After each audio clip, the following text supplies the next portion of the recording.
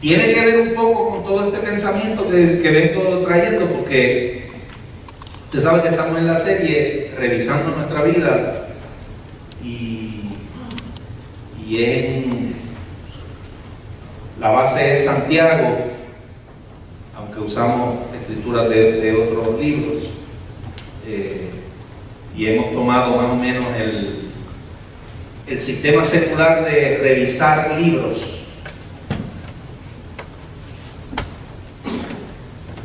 Y lo que se hace cuando se revisa un libro, o una carta, o un artículo, lo que hacen los profesionales allá en la editorial, cuando salen de la imprenta, lo primero es tú revisas. Corrección de pruebas se llama. Y nosotros lo hemos aplicado entonces a lo espiritual. Y lo hemos hecho pues porque, fíjense, interesantemente la Biblia dice que nosotros somos una carta de Cristo. Así mismo lo dice. Segunda de Corintios dice, ustedes son una carta de Cristo, expedida por nosotros, escrita no con tinta, sino con el Espíritu del Dios vivo, no en tablas de piedra, sino en tablas de carne del corazón. Así somos nosotros. La Biblia nos llama que somos unas cartas, y como cartas tenemos que ser revisados también, a ver si hay algún error.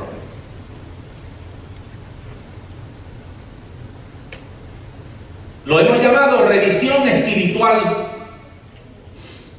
Y hemos aprendido que es el ejercicio donde se examina el texto y la narrativa de nuestra vida para las correcciones necesarias, para que no fallemos en nuestro caminar, para que no perdamos nuestro legado, para que la voluntad de Dios pueda cumplirse en nuestra vida y el sueño de Dios que Él tiene y el propósito de Dios. Y para cuando lleguemos allá, no miremos hacia atrás con pesar. Aprendimos los 4 pasos principales: leer, detectar, marcar y corregir.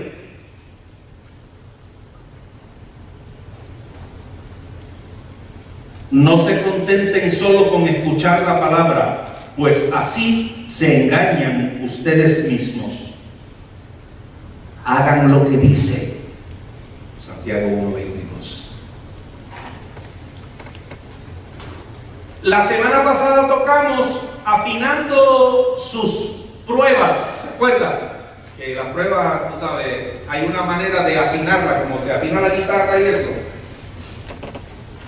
para que cuando suene la prueba, uno lo que escuche sea ¿qué? Gozo. Qué cosa terrible, dice la palabra, gozo. Marcar las pruebas como gozo,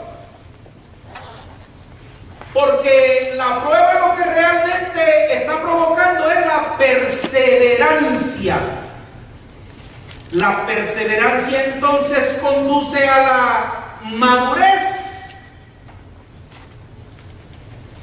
y en la madurez se encuentra la sabiduría, y en la sabiduría uno puede ver el gozo. Uno tiene que llegar a eso, a la sabiduría, para ver las pruebas y contarlas como sumo gozo. A veces el corrector de pruebas escribe: esto hay que mirarlo, esta situación que estoy pasando, esto aquí hay que mirarlo con una perspectiva diferente. Y hoy vamos a leer Santiago 1 del 9 al 18. Y esa es la base para el pensamiento de hoy. Y dice así: Santiago 1 del 9 al 18. Escuche bien, porque hay cosas que tal vez no vamos a entender así a prima facie. Eso yo lo aprendí, yo no sé ni lo que quiere decir, pero creo que se usa ahí cuando uno dice cosas así. Dice Santiago 1 del 9 al 18, dice: el hermano de condición humilde, otras versiones pueden decir el hermano pobre, debe sentirse orgulloso de su alta dignidad.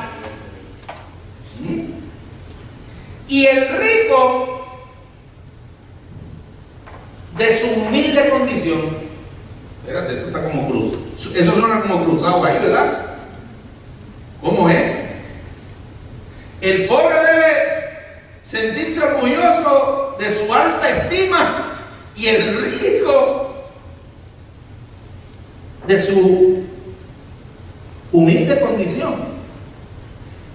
Dice: el rico pasará como la flor del campo. El sol, cuando sale, seca la planta con su calor abrasador, y a esta se le cae la flor y pierde su belleza. Así se marchitará también el rico en todas sus empresas.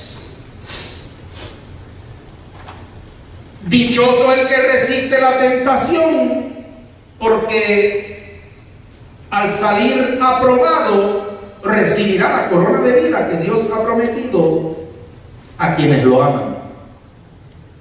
Otras versiones pueden decir: bienaventurado el que soporta la tentación. El 13 dice que nadie al ser tentado diga: es Dios quien me tienta, porque Dios no puede ser tentado por el mal, ni tampoco Él tienta a nadie. Todo lo contrario, cada uno es tentado cuando sus propios malos deseos lo arrastran y lo seducen. Otra versión puede decir: cuando de su propia concupiscencia tentado. Luego, cuando el deseo ha concebido, engendra el pecado, y el pecado, una vez ha sido consumado, da a luz a la muerte. Mis queridos hermanos, dice el 16, no se engañen. Toda buena dádiva y todo don perfecto descienden de lo alto, donde está el Padre que creó las lumbreras celestes y que no cambia como los astros, ni se mueve como las sombras. Por su propia voluntad nos hizo nacer mediante la palabra de verdad, para que fuéramos como los primeros y mejores frutos de su creación. Vamos a ponernos de pie y vamos a darle gracias a Dios por esta palabra. Señor, en el nombre de Jesús te damos gracias por esta tu preciosa y poderosa palabra. Te pedimos, buen Dios, y te suplicamos, te rogamos en esta hora, que tú, Padre Santo, sirvas la mesa y tú nos ministres a través de esta palabra. Que tú abras nuestro entendimiento y nos hagas ver lo que tú quieres que nosotros veamos y aprender lo que necesitamos aprender, Señor. Tu Espíritu es el único que puede hacer eso. Por eso en Él dependemos. Dependemos totalmente de ti. En el nombre de Jesús. Amén y amén. Amén y amén. Aleluya. Mire, déjeme decirte, la perspectiva perspectiva hace toda la diferencia.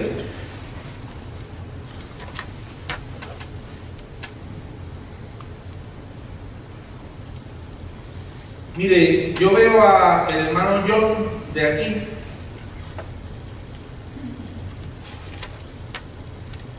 Así de grande. Mire. Así de grande yo lo veo de aquí. Así. Mirándolo desde esta perspectiva que yo estoy mirando. Y si suben de esto un poquito, me cogen también. Mire, los dos. Esos dos tanques caben aquí. Pero es desde esta perspectiva que yo estoy aquí. Las cosas grandes pueden parecer pequeñas. Y las cosas pequeñas pueden parecer grandes también. Es toda cuestión de perspectiva. Hay ilusiones también que pueden ser creadas por perspectivas. La perspectiva es muy importante. ¿Sabe lo que quiere decir perspectiva? Si vamos al diccionario, mire lo que dice. Tiene varias definiciones, pero le voy a dar dos definiciones de la palabra perspectiva. Dice, número 1, el arte de elaboración de objetos sólidos en la superficie de dos dimensiones con el fin de dar la impresión de derecho de su altura, anchura, profundidad y posición en relación el uno al otro cuando se ve desde un punto en particular. Eso. Número 2, dice perspectiva. Una actitud especial hacia o forma de mirar algo, un punto de vista, perspectiva. Eso es perspectiva. Es posible que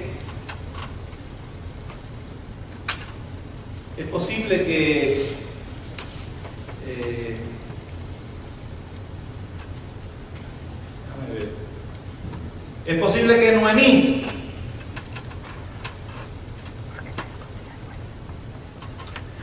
me diga que Richard está grandecito. Noemí, ¿tú sabes quién es Noemí? La mamá de Amy. Es posible que ella diga, está grandecito. Y yo vengo y le digo, ¿qué tú dices? Y me le paro al lado a Richard. ¿Cómo tú dices? ¿Que está qué? O sea, es posible que tú veas las cosas de una forma y yo las mire de otra. Y eso es solo un ejemplo, pero hay 25,000 ejemplos. Y no tiene que ser de altura o de... Hay un montón de cosas. Posible que tú digas, ay, qué rico es ese cake. Y a mí no me gusta de lo que esté hecho.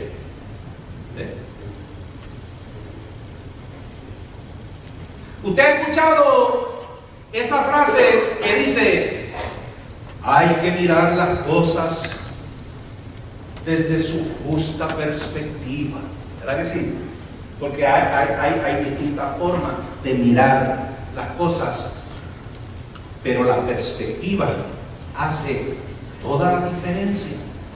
La forma en que tú miras las cosas. ¿Cuán grande realmente es? ¿O cuán pequeño realmente es? Depende de la perspectiva.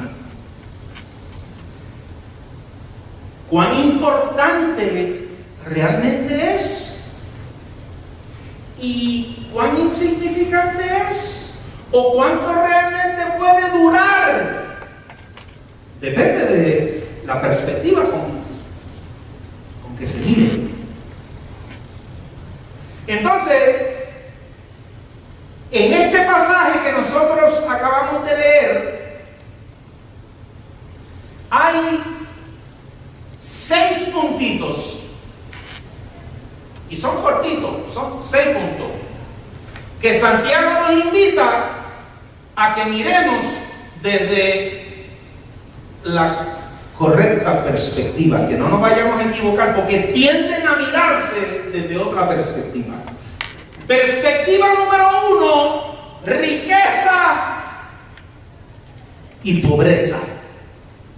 Y aquí sí que hay tela para cortar. ¿Alguna vez tú has pensado que ese lugar que tú consideras bajo puede en realidad ser un lugar muy alto? ¿Qué pasa si el lugar que conocemos como pobre es en realidad un lugar rico?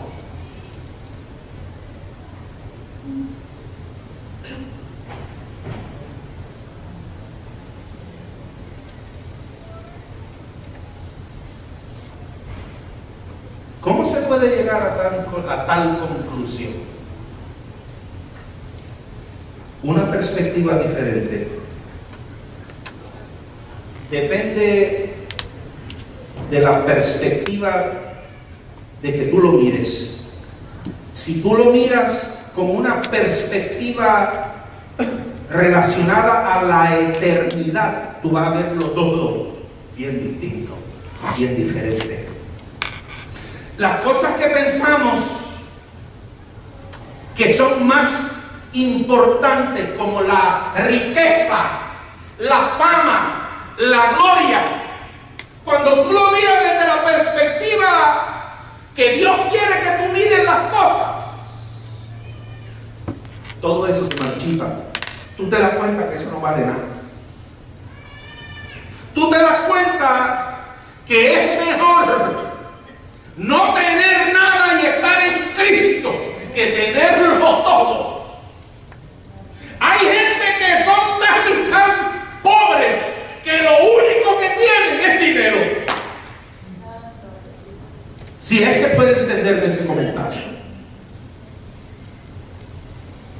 Sin embargo, yo conozco gente que daría cualquier cosa, arriesga la vida por dinero. Hacen lo que sea, venden la integridad, venden su moral, venden hasta la madre que los parió por billetes. Por billetes, lo hacen. Porque están mirándolo desde una perspectiva distinta, desde su propia perspectiva, y no desde la perspectiva que Dios quiere que miremos. Santiago dice: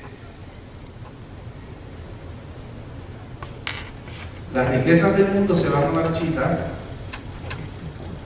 el hombre rico se va a desvanecer. Mire, va a llegar un punto en que ¿quién? Un rico bien violento, dame el nombre. Bill Gates.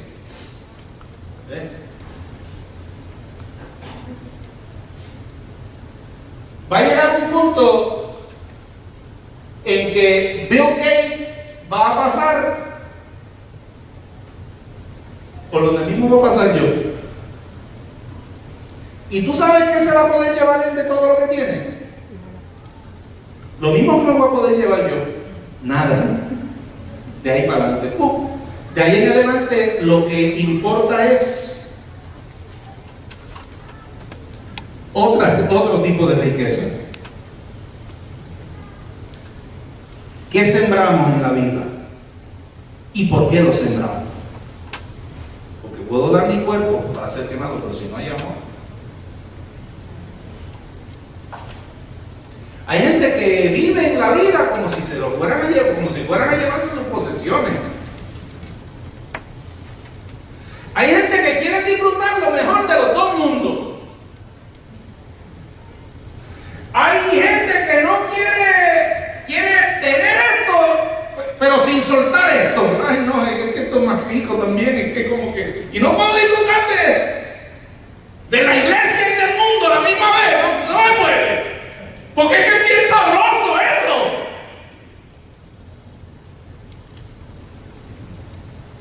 Esto es serio, aquí se nos va la vida.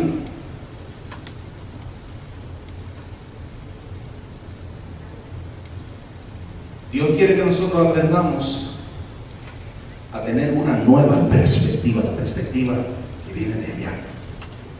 Una vida definida por lo que no es eterno se va a desvanecer. Todo lo que tú andas arrastrando que tienes que soltar, suéltalo, porque te va a llevar a la tumba. No va a permitir que el propósito de Dios se cumpla en tu vida. Pero es que hasta que tú no entiendas que no hay mayor riqueza que la presencia de Dios y que lo único que tú necesitas es a Dios, porque Dios es dueño de todas las cosas. Y a veces nosotros tenemos algo que no queremos soltar diciendo, no, porque es que, no, es que esto tú sabes que... Pero si Él es el dueño de todo, ¿qué eras tú siendo piedra de tropiezo? Suelta y quítate. Una vida definida por lo que no es eterno se va a desvanecer. Una vida definida por las cosas que son eternas no se desvanece. Es una vida sólida, con propósito. Sabemos hacia dónde vamos, sabemos de dónde venimos, porque estamos aquí. Aleluya.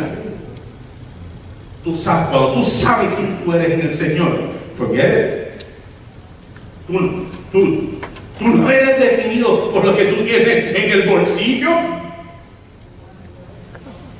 Porque eso no es problema mío, tú sabes. Porque yo a lo mejor no tengo nada en el bolsillo, pero tengo un Padre que es dueño de todo el oro y de toda la plata. Y que cuando yo lo necesite, me lo da.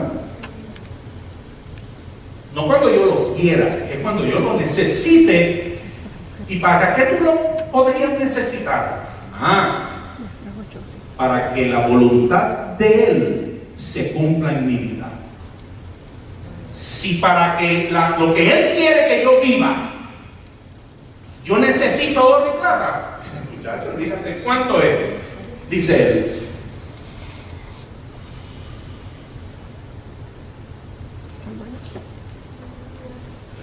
Una vida que tiene la forma de la identidad y el carácter de Dios es una vida eterna.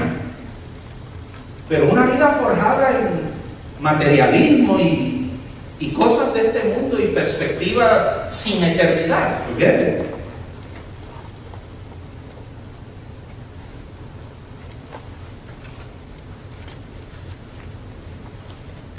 El mayor legado que tú puedes dejar aquí no es riqueza material.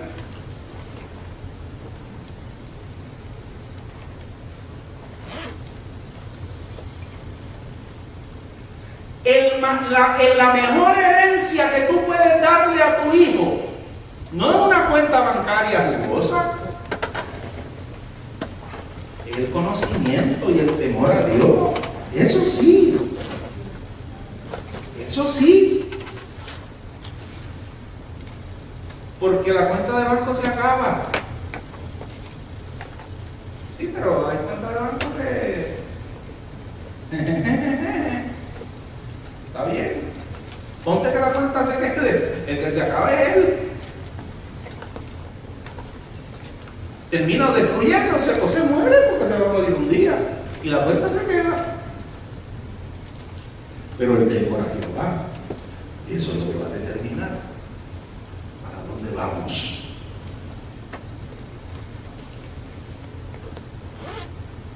¿Cuáles son las cosas eternas entonces?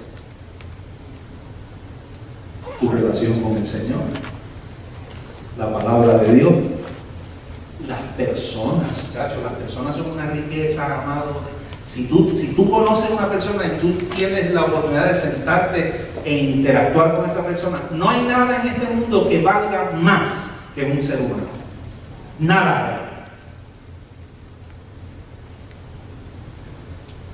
Dios no quiere el sueño por nada aquí, ni por dinero, ni por oro, ni por piedra preciosa, ni por nada, pero por un ser humano, oye, eso para Dios, eso sí que vale.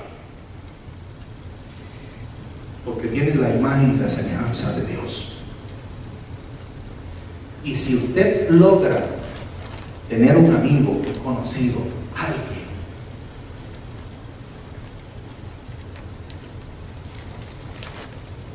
hay una película que se llama Fiddler on the Roof. Traducido sería violinista en la azotea, en el techo. No sé cuántos han visto esa película, pero de esa película sale una canción que es muy famosa, que dice: If I was a rich man,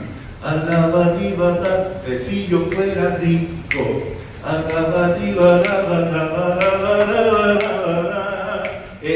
trata de un judío con su familia. Y termina la película, cuando la película termina, el tipo termina tan pelado como cuando empezó, pero dándose cuenta que él es el hombre más rico de la tierra, porque tiene a su familia, tiene a su esposa, tiene a sus hijas, tiene a su comunidad, porque aprendió a mirarlo desde la justa perspectiva. Y a veces nosotros tenemos una riqueza en nuestra vida.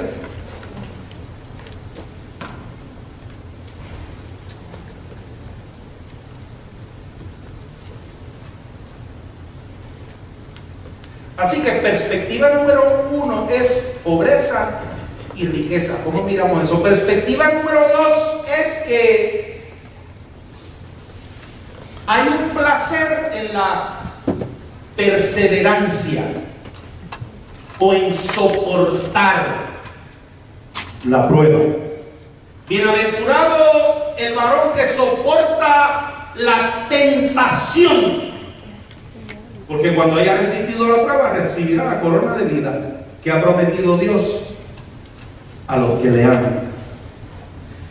O sea, Santiago lo que dice aquí, la Biblia lo que nos dice es que nos veamos como bendecidos cuando decidimos soportar la tentación, la prueba.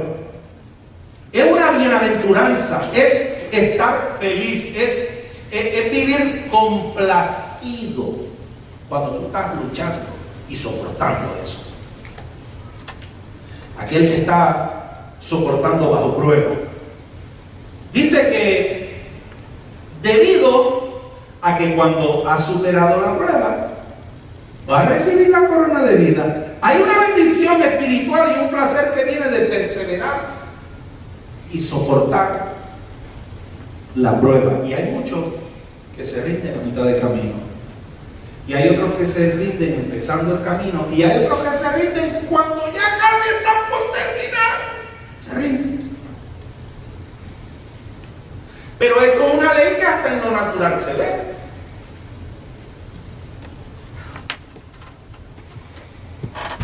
Yo he escuchado a gente decir: hoy corrí 13 millas y nunca pensé que yo iba a poder correr. Si cuando yo empecé, el día que yo empecé, a la media milla, yo tuve que parar. Tropezaba con la lengua. Y hoy corrí 13. ¿Por qué? ¿Por qué logró eso? Porque perseveró, soportó la prueba.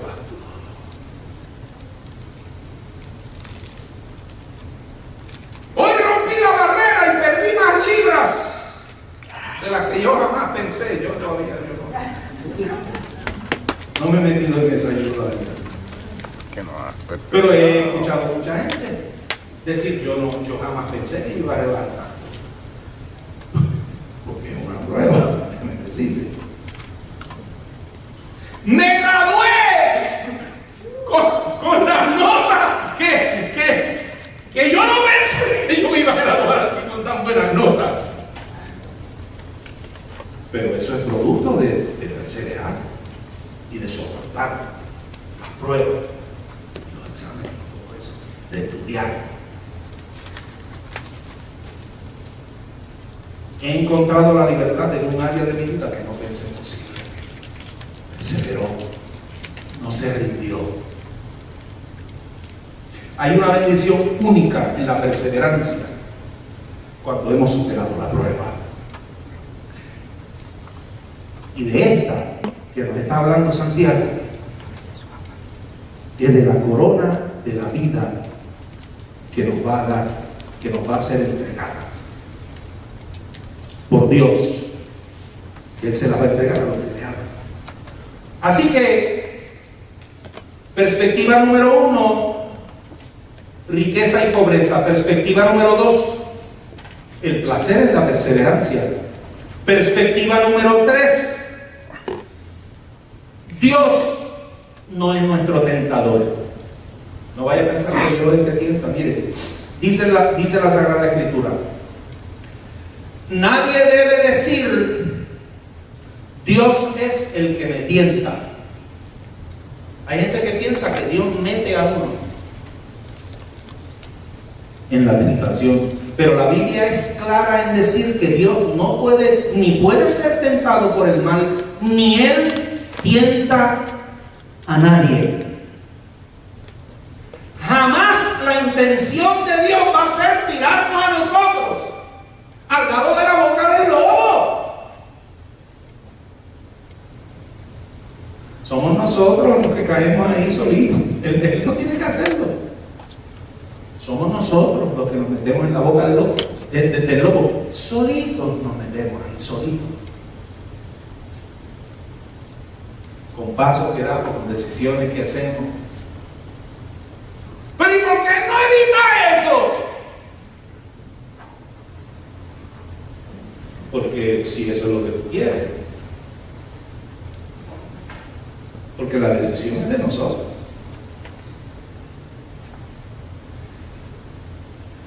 Su gracia nos alcanza. ¿Cuántas veces hemos sido librados? ¿Cuántas veces tú has sido librado por el Señor?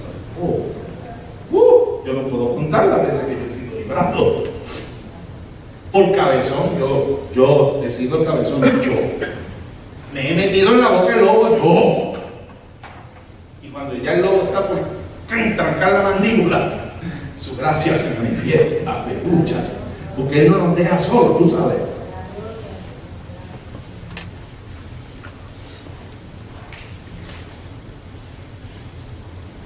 Hay gente que me pregunta, pero venga, si él sabía que Eva iba a caer, ¿por qué dejó que Eva estuviese con la serpiente? ¿Por qué él no lo evitó?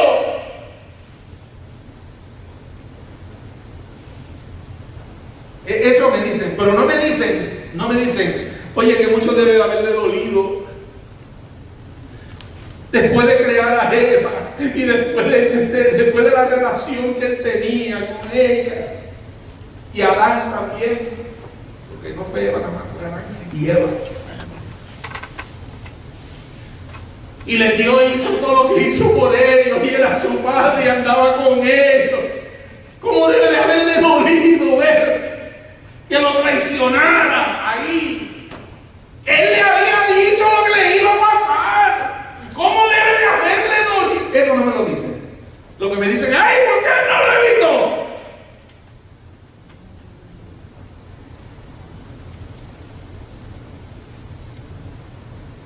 Porque Dios lo que hizo fue ser humano. No hizo títeres. Se manejan eso con los cables. Ni robots que funcionan de acuerdo a como tú los programas. Hizo seres humanos y le dio libre albedrío para que tuviesen el derecho de elegir y de amar.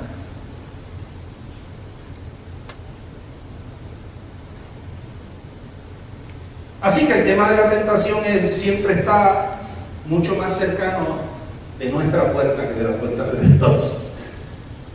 Las fuentes de la tentación son el diablo, el mundo y sus placeres, y nosotros con nuestra naturaleza, con nuestra concupiscencia. ¿Y qué es eso de concupiscencia, pastor? Esas son las pasiones de nosotros, que cuando nos sometemos a Dios, muchachos, lo que hay es una fiesta del infierno.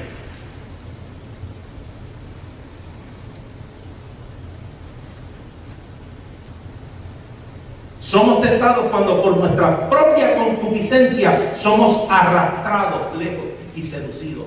¡Ay, qué rico! Sabemos que es malo, pero seguimos.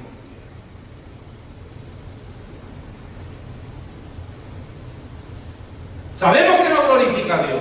Sabemos que no hay nada de santidad en eso. Pero seguimos como que, porque es lo que nosotros nos gusta, es lo que queremos. Comienza con nuestra naturaleza pecaminosa en nosotros, que nos entretenemos. Luego, eso concibe y da a luz el pecado. Y luego que el pecado crece y está fuertecito y maduro, entonces da a luz la muerte. La muerte.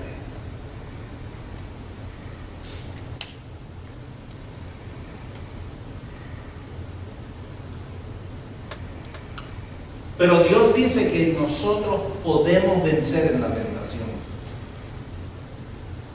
Yo sé que yo puedo vencer. Las veces que yo he caído en la tentación no es porque yo no he podido vencer, es porque yo he decidido caer, igual tú. ¿Y sabes por qué yo lo sé? Porque Dios dice que en Él nosotros podemos vencer. Podemos vencer.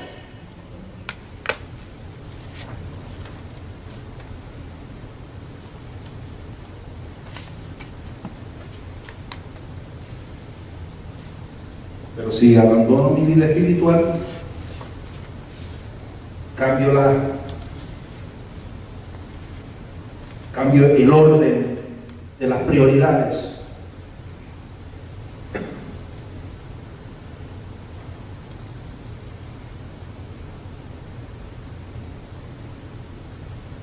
entonces, perspectiva número 4, el origen de todo el bien y de todo lo bueno que nosotros tenemos y que llega a nuestras manos. Dice: no se dejen engañar, mis queridos hermanos. Todo don bueno y perfecto viene de lo alto, que desciende del Padre de las luces, en quien no hay cambio ni sombra de variación. Dios es el mismo. Dice: todo don perfecto viene de lo alto. Toda buena dádiva desciende del Padre. No hay nada que suceda en la vida tuya por suerte. ¡Ay, qué casualidad! Oye, mira lo que me cayó. ¡Qué bueno es! Si te llegó y es bueno, viene de Dios.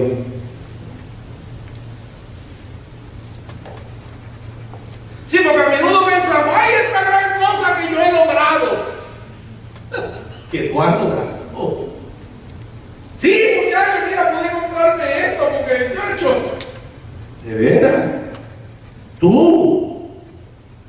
¡Ay, sí! O mira este gran regalo que yo me merezco. No te mereces nada. Lo único que nosotros nos merecemos es el infierno. Eso es lo único que nosotros nos merecemos. Y por la gracia de Jesucristo, Él nos libró de eso. Pero merecernos nada.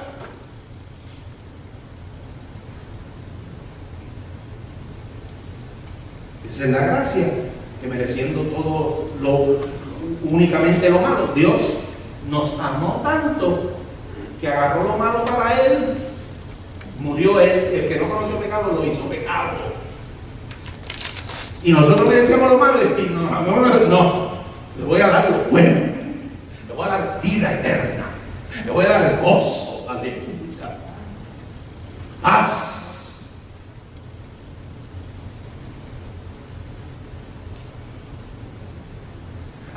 gran regalo que vino de él. Esto me lo regaló el pueblo. Él era el pueblo.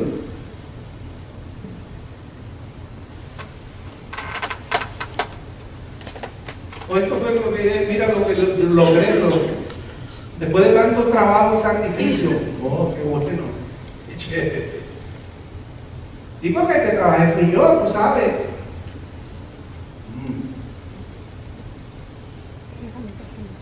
¿Y cómo iba a trabajar? Ah, bueno, pues tú sabes, me levantaba todos los días temprano. Sí. ¿Y por qué te levantabas? Ah, bueno, pues porque tú sabes, amanecía saludable y eso. Porque, oh, bueno, el cerebro lo tiene bien saludable, ¿verdad? Sí. ¿Por qué lo tiene bien saludable? Ah, porque tú sabes, la oxigenación y eso del cerebro. Ah, ¿y cómo se oxigena? Ah, pues eso, la sangre cuando fluye. Oh, ok. ¿Y cómo fluye la sangre? Ah, pues el corazón que bombea. Ah, ok. ¿Y quién hace que el corazón tuyo bombee?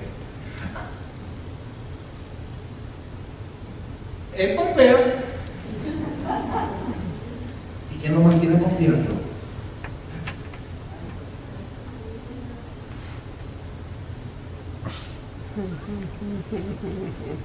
Y usted da el apetito para que comas.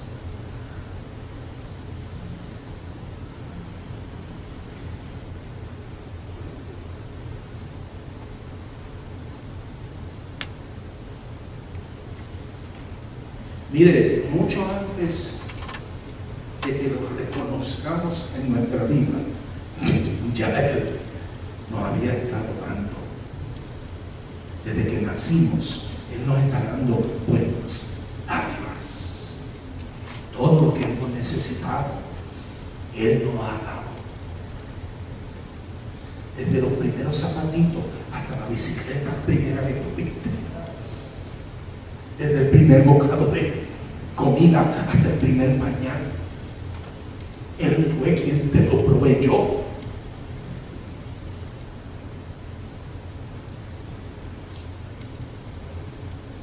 Cónyuge, Él, tus hijos, Él, tu casa, tu trabajo, todo, tu fuerza, tu salud, todo, Él, toda buena práctica, toda buena práctica.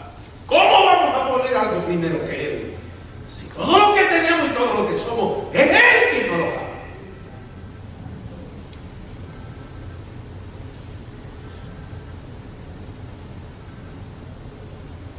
Lugares donde su nombre aún no es conocido, Dios le está dando regalos.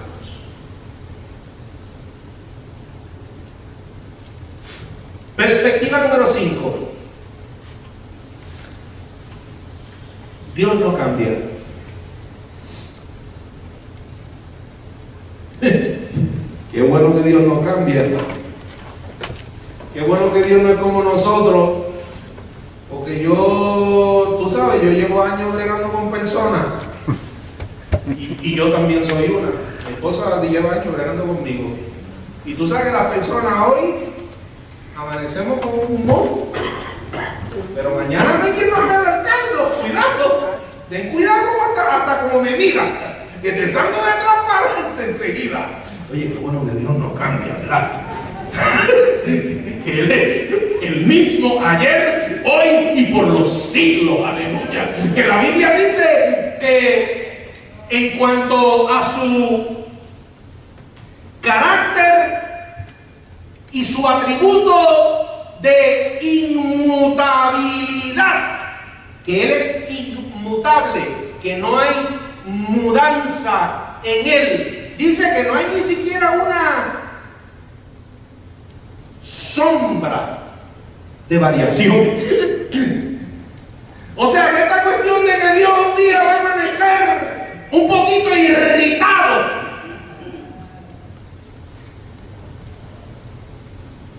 y tú vas a tener una situación difícil con Él porque hoy está que nadie le ve el caso. Eso no. Él es el mismo, siempre amando, siempre esperando, siempre deseando ayudarte, siempre con su brazo, sí, siempre extendido, siempre, con su mirada puesta en ti, siempre. Él siempre tiene su mirada puesta en ti.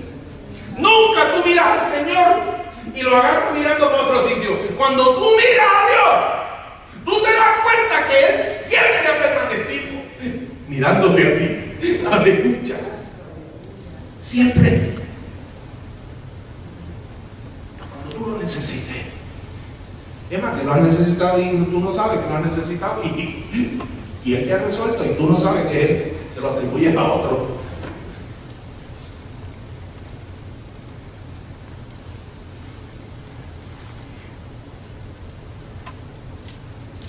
El alfa y la omega, el primero, el último, el principio y el fin, el que no cambia, Él. Y la perspectiva número 6,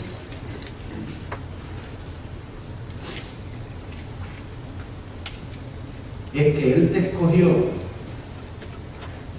para parirte, para darte a luz. Él te escogió. Fue Él el que te escogió a ti. ¿O tú te crees que nosotros fuimos los que lo escogimos a Él? Nosotros estábamos muertos en delitos y pecados, sin capacidad de hacer nada, ni siquiera de elegir entre lo bueno y lo malo.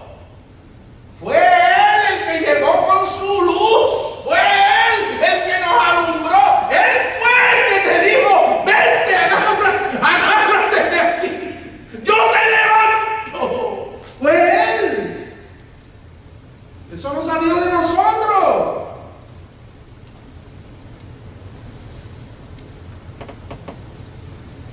Para que seamos primicias de sus criaturas. Aleluya. Ustedes no me eligieron a mí, sino que yo os elegí a ustedes para que vayáis y deis fruto que perdure. Él nos escogió y nos eligió, y hizo y nos levantó y todo eso, y nos limpió y nos restauró y nos salvó y todo eso, y nos preparó y nos capacitó, pero es para algo. Tú sabes, él dice: ok, come on.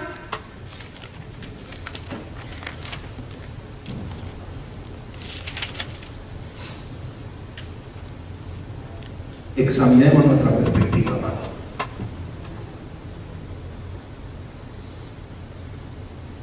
Carta de Cristo.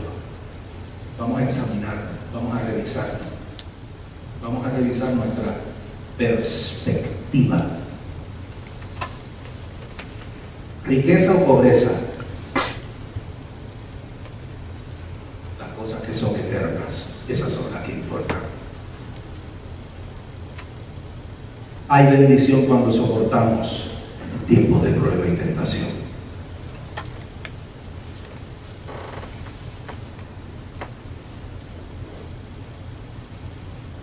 Cuando se trata de la tentación, nosotros somos nuestros peores enemigos.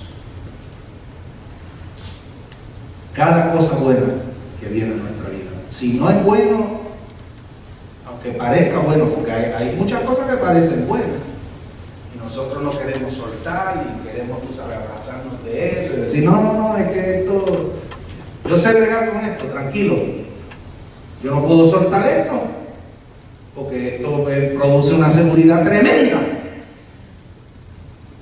Pues ¿sabes qué? Te va a llevar bien lejos, va a llegar bien lejos, pero lejos de Dios. Y hasta que no aprendamos a poner nuestra confianza en Dios, y a veces Dios permite. Hay gente que no pone su confianza en Dios hasta que no se queda sin nada.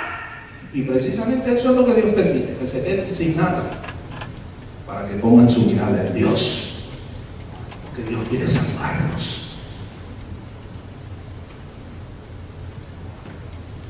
Hay gente que aún estando en el hoyo quieren seguir sacudiéndose. Y lo que hacen es que se sacuden y se hunden más en el hoyo. y se sacude, se enferma. Y no es hasta que ya están así que ya no pueden ni moverse, entonces dice, ¡Padre! Y el padre está seguro, no quiero un poquito más. Chequea, mueve cadena, sacúdete así, sacude, a ver si va un poquito más.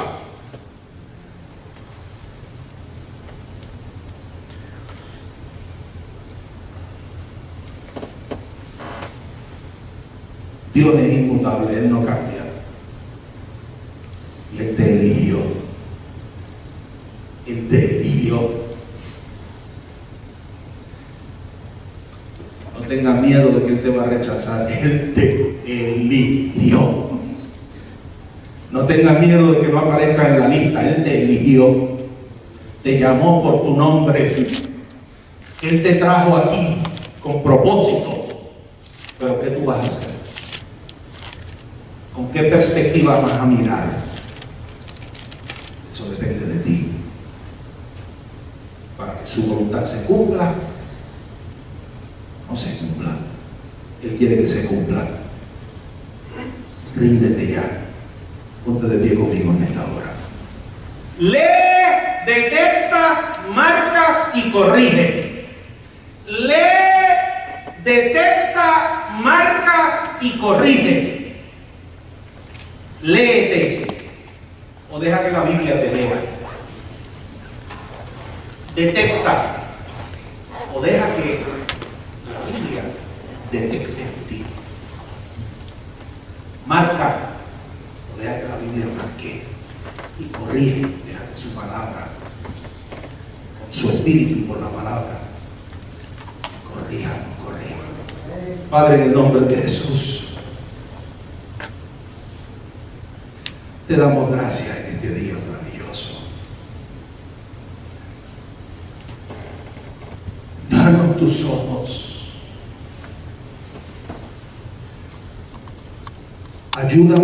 Ayúdanos a mirar como tú quieres. En la forma y en la perspectiva que tú demandas, para poder ver las cosas que tú quieres que veamos.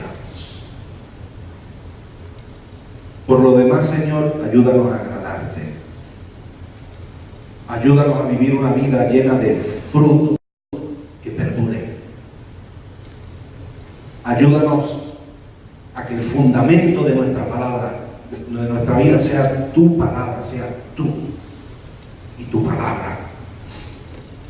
Y no permitas que el mundo nos arrastre, que seamos engañados. No permitas, pues, Dios. Porque si el enemigo trató de hacerlo contigo en el desierto, ¿qué no tratará de hacer con nosotros? Pero tú que venciste en el desierto, estás en nuestro corazón. Mayor eres tú que estás en nosotros que el que viene en contra de nosotros. En ti dependemos. En ti confiamos, Dios. Te amamos a ti. Tú eres nuestro Dios, nuestro Padre, nuestro Rey, nuestro Salvador. Somos tuyos, somos tu propiedad. En el nombre de Jesús.